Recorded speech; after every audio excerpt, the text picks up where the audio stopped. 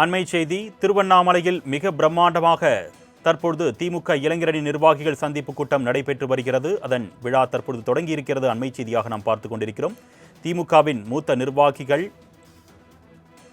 அமைச்சர்கள், சட்டமன்ற உறுப்பினர்கள் தற்பொழுது இந்த கூட்டத்தில் கலந்து கொண்டிருக்கிறார்கள். அந்த வகையில் தற்பொழுது திருவண்ணாமலையில் திமுக இளைஞரணி வடக்கு மண்டல நிர்வாகிகள் கூட்டம் தற்பொழுது கோலாகலமாக தொடங்கியிருக்கிறது. அதன் காட்சிகளை நாம் நேரடியாக பார்த்துக் கொண்டிருக்கிறோம். கூடுதல் விவரங்களை செய்தியாளர் கார்த்திகேயன் வழங்க நாம் கேட்கலாம். வணக்கம் கார்த்திகேயன். தேர்தல் நெருங்கக்கூடிய நிலையில இந்த கூட்டம் தற்பொழுது தொடங்கி இருக்கிறது. இந்த கூட்டம் எந்த அளவுக்கு முக்கியத்துவம் வாய்ந்ததாக நம்ம பார்க்கலாம்? வணக்கம் அருணேஷ்.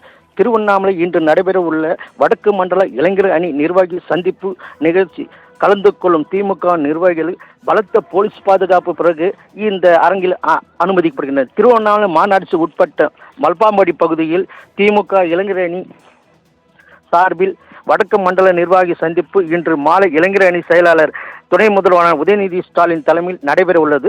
இதில் சிறப்பு அழைப்பாளராக தமிழ்நாடு முதலமைச்சர் மு க ஸ்டாலின் கலந்து கொண்டு சிறப்புரையாற்றுகிறார். இந்த சந்திப்பு நிகழ்ச்சியில் வடக்கு மண்டலத்தை சேர்ந்த 91 சட்டமன்ற உள்ளடக்கிய 1,30,000 பேர் இளைஞர்கள் இதில் கலந்து கொள்ள உள்ளனர்.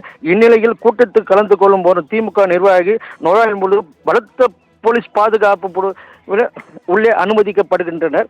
மேலும் முதல்வர் வருகை ஒட்டி இந்த அரங்கில் 4,000 போலீசார் பாதுகாப்பு பணியில் ஈடுபட்டு உள்ளனர். நடந்து முடிந்த வருகின்ற 2026 சட்டமன்ற தேர்தலில் முன்கூட்டியே இந்த வடக்கு மண்டல இளைஞரணி சந்திப்பு கூட்டம் நடைபெறுகிறது.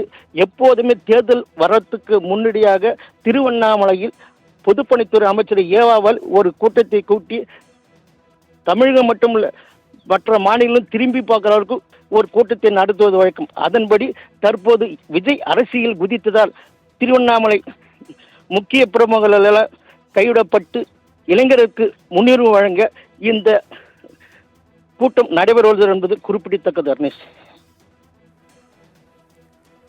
கூடுதல் விவரங்களுக்கு நன்றி கார்த்திகேயன்.